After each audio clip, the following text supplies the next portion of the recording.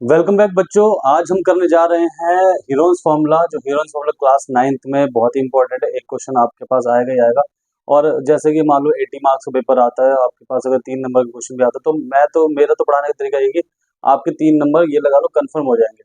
80 में से आपके 3 नंबर कंफर्म हो गए तो आपको 77 मार्क्स की तैयारी करनी है, प्रिपरेशन करनी है।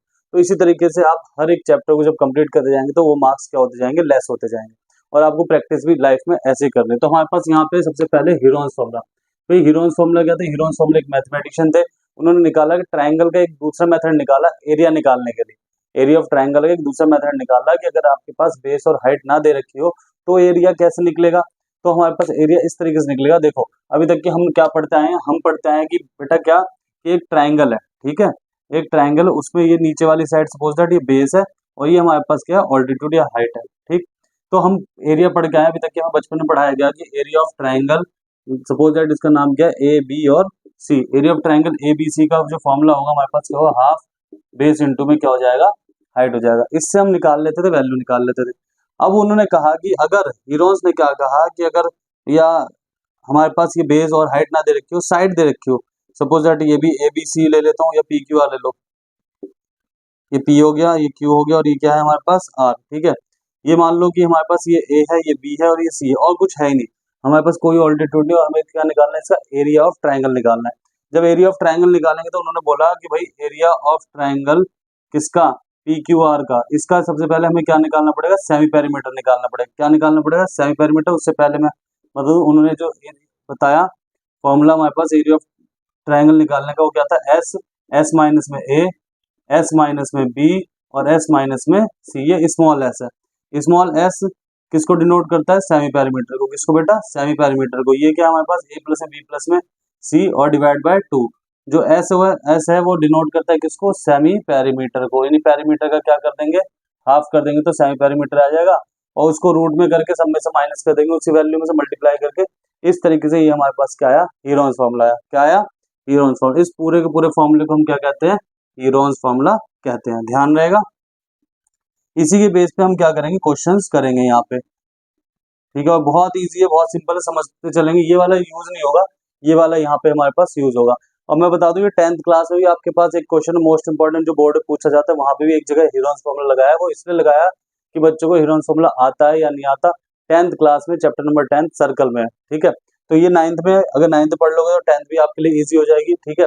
आगे करते हैं, क्वेश्चन करते हैं इसी हीरोन्स फॉर्मूला पे से। देख लेना, ए साइड है ए बी सी और सेमी पैरामीटर निकालेंगे, फिर एरिया निकालेंगे। एरिया का फॉर्मूला मैंने दे दिया यहाँ पे कि एस, एस माइनस में S minus B, S minus में सी। इस तरीके से आगे चलते हैं। देखो आगे क्या है,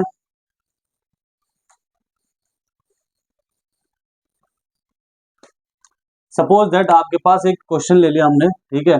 एक क्वेश्चन लिया और उस पर लिखा ये इक्विलेटरल ट्रायंगल। एक तरीके से क्या है, इक्विलेटरल ट्रायंगल। ये स्कूल का एक बोर्ड है, सपोज दैट इस पे लिखा है स्कूल अहेड, यानी आगे स्कूल है, ठीक है। इसका नाम मैंने रख लिया ए बी सी और उन्होंने बोला तीनों साइड इसकी क्या इक्वल, तो तीनों साइड का नाम क्या रख लिया मैंने, ए और ए। तो अब इसका हमें क्या निकालना है, और इसका जो पैरामीटर दे रखा है बच्चों, वो पैरामीटर है हमारे पास पैरीमीटर। सपोज दैट मान लेते हैं पैरीमीटर ए बी सी का जो दे रखा है, ट्रायंगल ए बी सी का वो दे रखा है कितना, 180 ये दे रखा है, ठीक है, 180 सेंटीमीटर। अब बताओ अब कैसे होगा, स्कूल हेड का बोर्ड। तो देखो यहाँ पे हम क्या निकालेंगे, सबसे पहले पैरीमीटर का फॉर्मूला क्या होता है, तीनों साइड को प्लस कर देंगे, A B C, A plus में बी प्लस में सी इक्वल टू क्या आएगा, 180 आएगा। अब मेरे पास तीनों का ही नाम क्या है, ए, क्या नाम है, ए इक्वल टू 180। तो मैं क्या करूंगा, ये क्या हो गया, ए प्लस में ए, 3 ए हो गया, ए 2 ए और 3 ए इक्वल टू 180। 3 मल्टीप्लाई का कहाँ चला गया, डिवाइड में, तो 3 1 जा 3, 3 6 जा कितना हो गया 18। यहाँ पे क्या आ गया 60। ए की वैल्यू मेरे पास बच्चों कितनी आ गई, 60। इसका मतलब क्या है, मेरे पास ए की वैल्यू भी 60 है, ठीक है, बी की वैल्यू भी 60 आ गई एक तरीके से, और सी की वैल्यू भी क्या आ गई 60, यानी तीनों की वैल्यू क्या है 60। अब मैं यहाँ से निकालूंगा सेमी पैरामीटर। सेमी पैरामीटर का जो फॉर्मूला लिखवाया था हमने, अभी क्या लिखा था, ए प्लस में बी प्लस में सी डिवाइड बाय 2। तो 60 प्लस में 60 और प्लस में 60 और डिवाइड बाय 2, ये क्या हो जाएगा हमारे पास 180 हो जाएगा। क्या होगा, S is equal to 180 divide by 2, 2 1 जा 2, 2 9 जा 80। एस की वैल्यू कितनी आ गई, 90 आ गई, ठीक है। अब क्या करेंगे, एरिया निकालेंगे। एरिया ट्रायंगल किसका निकालना है, ए बी सी का। तो फॉर्मूला क्या था हमारे पास, फॉर्मूला था एस, एस माइनस में ए, एस माइनस बी और एस माइनस में क्या था सी। इस तरीके से ये फॉर्मूला आ गया हमारे पास। जब इसको सॉल्व करेंगे तो क्या करेंगे, एस की वैल्यू कितनी है मेरे पास, एस की वैल्यू बच्चों है 90, क्या है 90, और एस माइनस में ए, यानी ए की वैल्यू क्या है 60, बी की वैल्यू भी 60, सी की वैल्यू भी 60, ऐसा सिर्फ यहाँ पे, बाकी सब में तो अलग अलग होगी। तो 90 माइनस में 60, 90 माइनस में 60 और 90 माइनस में 60, तो तीनों में से क्या कर दिया 60 माइनस कर दिया, तो मेरे पास क्या आ जाएगा बच्चों, यहाँ पे 90 का 90 उतार लिया, 90 में 60 के तो कितने बचे हमारे पास 30, 90 में 60 के तो यहाँ पे क्या है 30, 90 में 60 के तो यहाँ पे क्या है 30। अब रूट में से आपको पता है पेयर बना के बाहर आ जाती है, तो 90 का मतलब क्या 3 इंटू में 30, और बाकी 30 कितनी टाइम्स दे रखा है हमारे पास 3 टाइम्स दे रखा है, कितनी टाइम्स दे रखा है 3 टाइम्स। इसके पेयर बने तो 30 यहाँ पे बाहर आ गया कॉमन, यहाँ पे 30 है तो यहाँ पे आ गया, यहाँ पे क्या बचा रूट के अंदर 3 बचा, 3 3 से कितना होते हैं 9, और यहाँ पे क्या आ गया 20, यहाँ पे क्या √3, और ये आ जाएगा सेंटीमीटर स्क्वायर। आपको पता होना चाहिए कि जो एरिया, जब भी हम एरिया निकालने जाएंगे तो जो हमारे पास जो भी वैल्यूज होती है वो स्क्वायर में आती है, ठीक है। इसके बाद नेक्स्ट क्वेश्चन करते हैं, एक बार देख लो, इसे उतार लो, कॉपी कर लो, फिर हम बात करेंगे।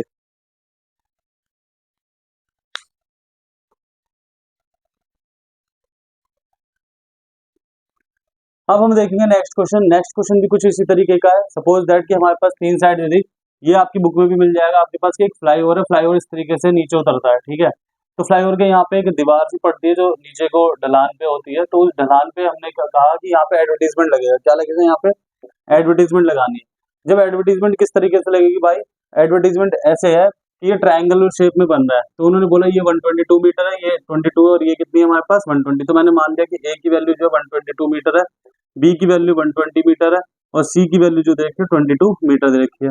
उन्होंने बोला इस पे एडवर्टीजमेंट लगाने का जो खर्चा है, एक कंपनी 3 महीने के लिए इस पे एडवर्टीजमेंट लगाती है, और इसका जो खर्चा है वो 5000 rupees per metre square per year है, यानी 5000 रुपए 1 मीटर स्क्वायर के देने पड़ेंगे अगर 1 साल तक की हम एडवर्टीजमेंट लगाते हैं।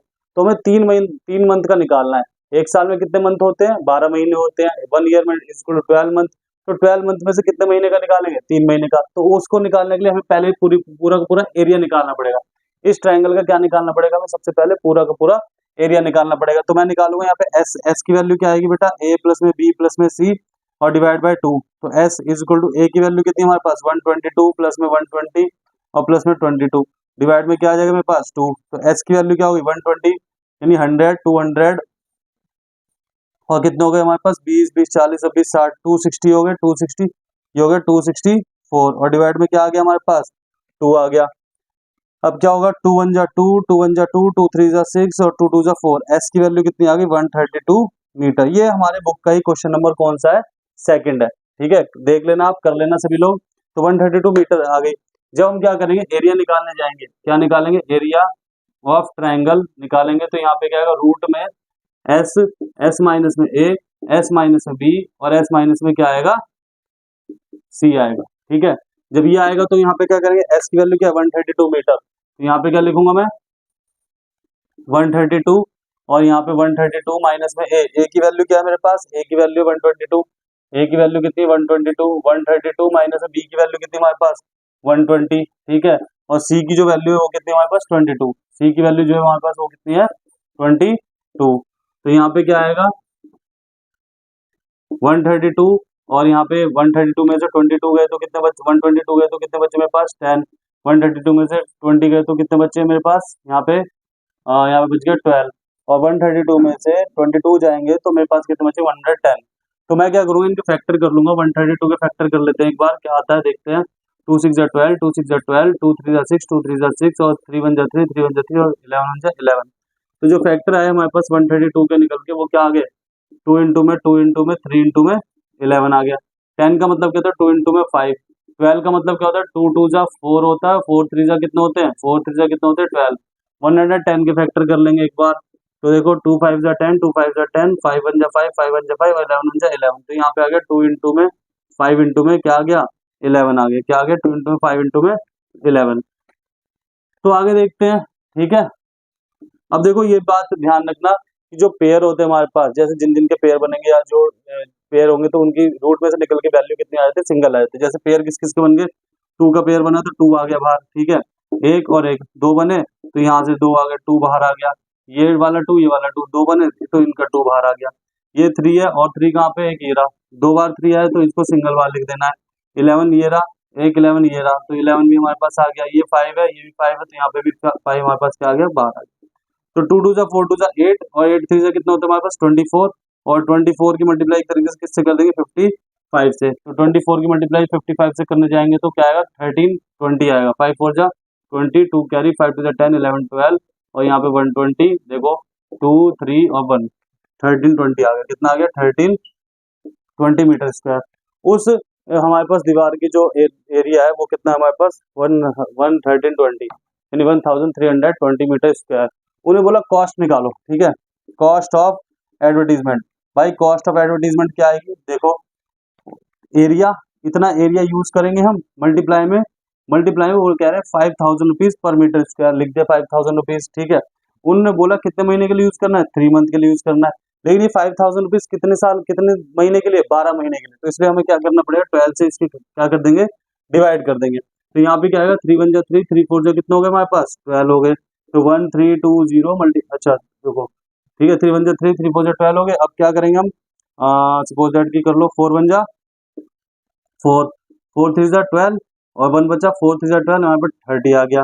अब 33 की मल्टीप्लाई 5 से कर दो, 5 3 जा कितना होता है 15 का 5 1 कैरी, 5 3 जा 15 और 1 16 और 1 2 3 4 1 2 3 4 यानी 16,50,000 रुपये उसकी कॉस्ट हो जाएगी, किसकी, 3 महीने के एडवर्टीजमेंट लगाने के लिए दीवार पे। बहुत ही इंपॉर्टेंट क्वेश्चन है, आपको ये समझना चाहिए, एक बार देख लो, कॉपी कर लो, स्क्रीनशॉट ले लो, जैसे करना है आप वैसे कर लो, और ये बहुत ही इंपॉर्टेंट क्वेश्चन आपके पेपर के पॉइंट ऑफ व्यू से, ठीक है। एक और क्वेश्चन ले लेते हैं साथियों। एक और क्वेश्चन में क्या है हमारे पास, यहाँ पे सपोज दैट कि आपके पास एक ट्रायंगल है, ठीक है, उसका पेरीमीटर कितना है हमारे पास 36 मीटर है, और जो रेशो है, रेशो जो है साइड का वो क्या है हमारे पास 3:4:5। तो देखो हमेशा क्या करेंगे, लेट द साइड बी, हमने क्या माना let the side B X, तो रेशो क्या हो जाएंगे, रिक्वायर्ड रेशो हमारे पास हो जाएंगे, रेशो वाले क्वेश्चन की बात बताओ 3x 4x और रेशो में 5x, क्या हो जाएगा 5x। इसका मतलब क्या है, a की वैल्यू तो 3x आ गई, b की वैल्यू आ गई 4x और c की वैल्यू कितनी आ गई 5x। उन्होंने बोला हमारे पास पेरीमीटर कितना है, पेरीमीटर है हमारे पास 36, तो भाई क्या करेंगे, a प्लस में b प्लस में c इज इक्वल टू कितना आएगा मेरे पास 36, a की वैल्यू कितनी मेरे पास 3x प्लस में 4x और प्लस में क्या आएगा मेरे पास 5x इज इक्वल टू 36। 5 और 4 कितने होते हैं 9, 9 और 3 कितने हो जाते हैं हमारे पास 12, तो यहाँ पे अगर 12x is equal to 36, 12 multiply में कहाँ चला जाएगा बेटा, डिवाइड में, 12 1 जा 12, 12 3 जा 36, x की वैल्यू कितनी आ गई 3। जब x की वैल्यू 3 आ गई तो मैं क्या निकालूंगा, a की वैल्यू 3x थी तो 3 इंटू में x की वैल्यू क्या आई है 3, कितना हो गया मेरे पास 9, b की वैल्यू क्या है हमारे पास 4x is equal to 4 into में 3, 4 3 जा कितना हो गया 12, c की वैल्यू कितनी हमारे पास 5x is equal to 5 into में क्या आ गया 3, तो 5 3 जा कितना हो गया 15। तो ये सारी वैल्यू हमारे पास आ गई ए बी सी की। तो अब क्या निकालेंगे, एरिया ट्राइंगल निकाल लेंगे, ए बी सी नाम रख लो कुछ भी उसका, तो उससे पहले निकालेंगे एस, निकालेंगे क्या निकालेंगे एस, एस इक्वल टू क्या होगा ए प्लस में बी प्लस में सी डिवाइड बाय 2। तो पेरीमीटर कितना आएगा 36 ही आएगा, तीनों को जोड़ के क्या आएगा 9 प्लस में 12 प्लस में 15 डिवाइड बाय 2, तीनों को जोड़ के 36 आएगा, डिवाइड करें 2 से, 2 1 जा 2, यहाँ पे कितना आ गया 18, यानी एस की वैल्यू कितनी आ गई मेरे पास 18। तो एरिया ट्राइंगल क्या होगा, area triangle A B C, suppose that इसका नाम ए बी सी रख लो, ए बी और सी, तो क्या क्या निकालेंगे, रूट में एस, एस माइनस में ए, एस, एस माइनस में ए, एस माइनस बी और एस माइनस में क्या निकालेंगे सी, ठीक है। जब ये निकालेंगे तो क्या आएगा हमारे पास, यहाँ पे रूट में 18, 18 माइनस में ए की वैल्यू क्या है मेरे पास, ए की वैल्यू है क्या आई थी 9, ए की वैल्यू आई बेटा 9, और 18 माइनस में क्या करेंगे 12 और 18 माइनस में क्या करेंगे 15, ठीक है। तो माइनस करेंगे तो क्या क्या आएगा, देखो 18 का तो 18 आएगा रूट में 18 का 18 आएगा, 18 में से 9 के तो कितने बचे 9 बचे, और 18 में से 12 के तो कितने बचे 6, और 18 में से 15 के तो कितने बचे 3। तो 18 के फैक्टर करोगे तो क्या आएगा, देखो 18 के फैक्टर करके 2 9 जा 18 और 3 3 जा 9, 3 1 जा 3, तो 18 के फैक्टर करके आ गया आपके पास 2 इंटू में 3 इंटू में 3, 9 के फैक्टर करोगे तो क्या आएगा 3 इंटू में 3, 6 के फैक्टर करोगे तो क्या है 2 इंटू में 3, और पहले से यहाँ पे क्या है 3, देखो 3 के पेयर बने तो 3 बाहर, 3 के पेयर बने तो 3 बाहर, 3 का पेयर बना तो यहाँ से भी क्या हो गया 3 बाहर, 2 है तो 2 भी बाहर आ गया, तो 3 3 जा कितना हो गया 9, 9 3 3 जा 9 और 3 2 जा 6, 9 6 जा कितना होता है 54 मीटर स्क्वायर। ये क्या आ गया हमारे पास फाइनल आंसर आ गया। इस तरीके से आप सारे के सारे हिजोन्स फॉर्मूला के क्वेश्चंस आप इजिली कर सकते हो। आशा करता हूँ कि आपको ये क्वेश्चन समझ में आए होंगे। कॉपी कर लो, उतार लो, और जो भी आपको कोई दिक्कत हो, कैसी परेशानी हो, आप क्या करना, कमेंट में लिख देना। ठीक है बेटा, कोशिश करने वालों की हार नहीं होती और किनारे पे रहने वालों की नैया पार नहीं होती। तो इसलिए आपको कूदना पड़ेगा, समुद्र में, नदी में कूदना पड़ेगा, तभी आप उस पार जाओगे। प्रैक्टिस मेक्स मैन परफेक्ट, आपको प्रैक्टिस करनी ही पड़ेगी, तभी आपकी मैथ ज़्यादा से ज़्यादा इम्प्रूव होगी, ज़्यादा से ज़्यादा मार्क्स आएंगे, ज़्यादा से ज़्यादा आप कंपटीशन एग्जाम क्लियर कर पाओगे आने वाले टाइम पे। नहीं तो दोबारा यही सब चीज़ें आपको पढ़नी पड़ेंगी। ठीक है, आगे चलते हैं। एक क्वेश्चन और बता देता हूँ इसी में ही। ठीक, एक वो कहेंगे ना, वो कह देंगे कि आइसोसेलेस ट्रायंगल है। आइसोसेलेस का मतलब क्या होता है? आइसोसेलेस ट्रायंगल का मतलब होता है बेटा जिसकी दो साइड इक्वल हो। ठीक है, उन्होंने बोला आइसोसेलेस की जो साइड है वो कितनी है, 8। सपोज दैट 8, और पेरीमीटर दे दिया उन्होंने, मान लो 30। तो तीनों साइड का जो पेरीमीटर 30 है, लेकिन दो साइड क्या हो जाएंगे, 8। तो ये a इक्वल टू 8 और b equal to 8। C easily निकाल लोगे, जब वो सी निकल जाएगी तो आप क्या करोगे, पूरा का पूरा क्वेश्चन कर लोगे। बस आइसोसेलेस ट्रायंगल का ध्यान रखना कि दो साइड इक्वल होगी, तो उसकी साइड एक दे रखी होगी, लेकिन दोनों साइड उसकी 8 और 8 ही होगी। ये क्वेश्चन बुक में दे रखा है आपको, एनसीईआरटी की बुक में, आप करके देखना। हो जाए तो वेल एंड गुड है, नहीं हो तो आप कमेंट में करना। और जैसे कि मैंने बताया कि आप मेहनत करते जाइए, तैयारी करते जाइए, और आपको सफलता अवश्य प्राप्त होगी। धन्यवाद।